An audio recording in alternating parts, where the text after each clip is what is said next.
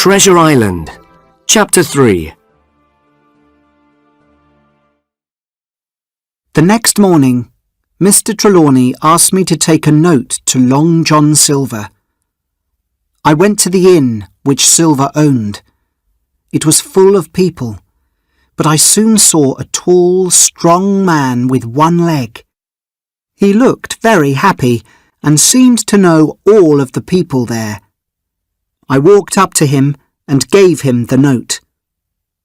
When he saw that it was from Mr. Trelawney, he looked surprised and said, "Ah, you must be the new ship's boy." At that moment, one of the men in the inn quickly left the room. I saw that he had 3 fingers on one hand. "It's Black Dog," I called. "Stop him!" "Yes, stop him! He did not pay for his food," called Silver to one of his helpers. The helper ran out of the door. "Do you know that man? Black Dog, is it?" Silver asked me. "Yes, he was one of the men who attacked my home. Did Mr. Trelawney tell you about that?" I replied. "Ah, yes. I've seen him in my inn before. He sometimes comes with a blind man." "The blind man is called Pew," I said. "He was with Black Dog when they attacked." "Then we must catch them both," said Silver. However, the helper returned and said he could not catch Black Dog. "Well, we must return to Mr. Trelawney," said Silver. We walked back along the harbour, past boats of different sizes, all preparing to go to sea. Silver told me all about the boats, and I knew that he was a great sailor.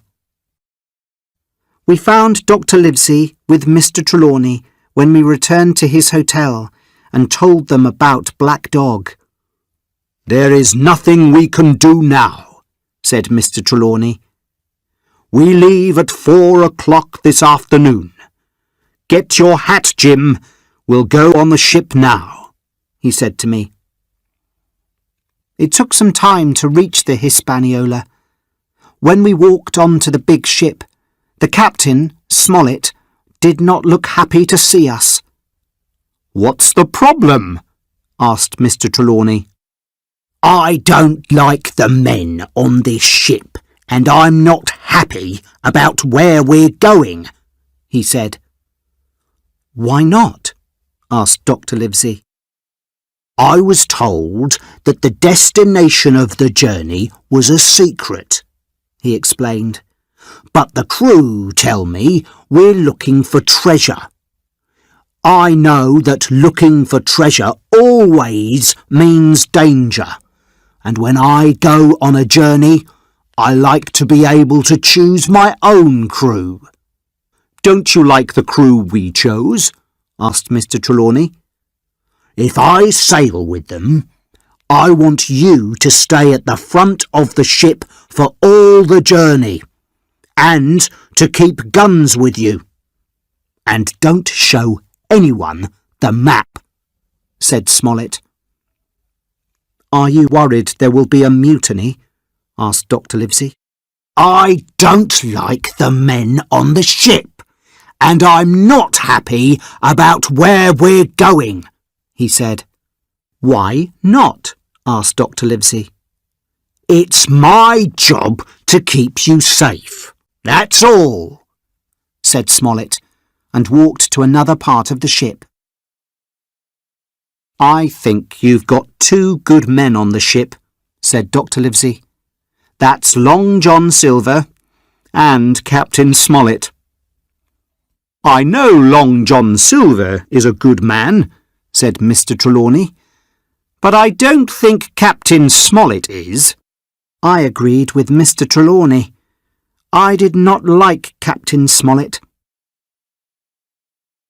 The Hispaniola finally left Bristol, and our long journey began. Silver was able to walk around the ship on one leg, using only a crutch.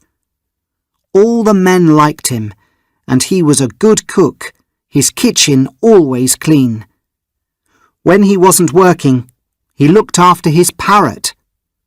He called it Captain Flint, and said it was 200 years old. The parrot could talk too, which always made me laugh. One night, before I went to bed, I decided to eat an apple. The apples were kept in a big barrel, which I climbed inside, because it was nearly empty. Before I left the barrel, I heard a man talking nearby. It was Silver, and what he said was terrible. On that journey, Flint was the captain, he said. It was then that I lost my leg and Pew became blind. After that journey, I put a lot of money in the bank. It was a great journey, and most of the same crew are on this ship today. You won't be able to return to Bristol after this journey, said another sailor called Dick. What will happen to your inn? I've sold it, said Silver. My wife has the money and is waiting for me to return in a secret place.